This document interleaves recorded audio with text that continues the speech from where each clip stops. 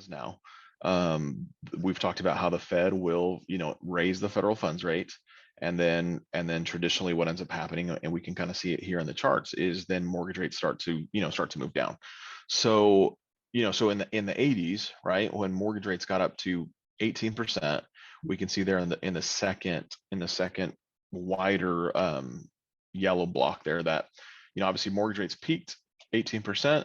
The Fed started to drop the federal funds rate, and essentially, mortgage rates went from 18% to 13%.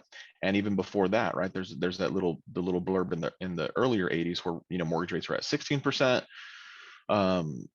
After the Fed had moved the federal funds rate up, right, and then we see that sharp decline, and of course, right after that, mortgage rates went from 16% down to 11.75. And there's again, we can kind of keep seeing these trends. Back in the 90s, mortgage rates were at 11, federal funds rate had moved to its highest point at that time, and then immediately the Fed pulled back on the federal funds rate, and mortgage rates went from 11 down to 8.75.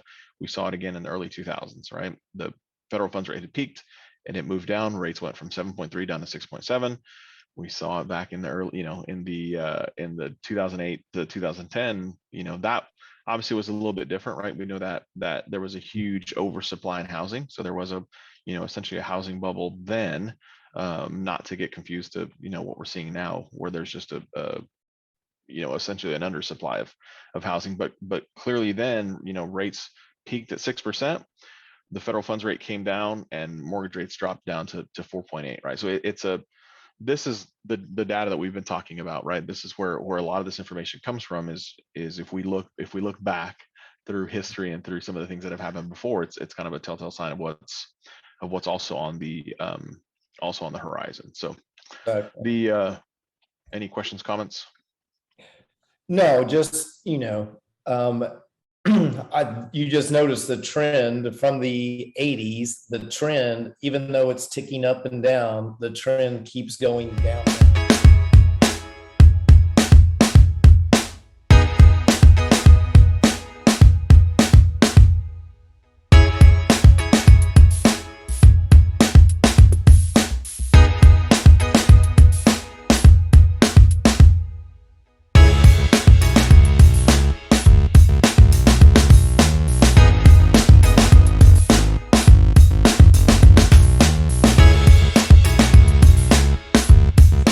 Again, my gut would tell me it starts ticking back down a little bit. So let's look at this chart here.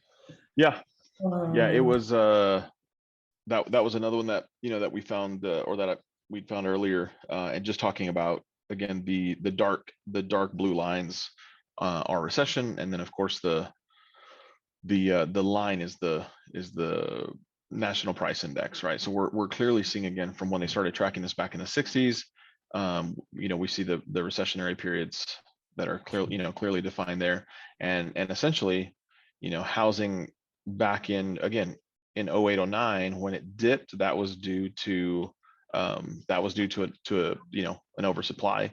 It was also due to the pay option arms, 100% financing on loans below 600 credit scores. I mean, there's just numerous things that obviously contributed to that downward trend, right? So not to be, obviously taken out of context. We know why that happened there from a housing perspective.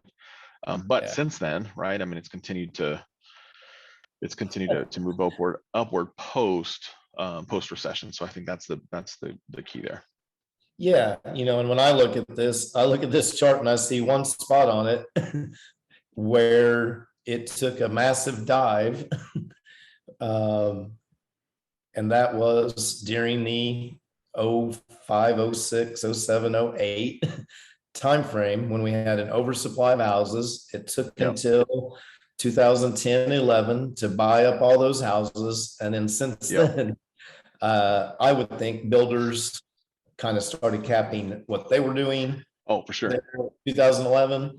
But gosh, then you just look at that house appreciation is basically what this is.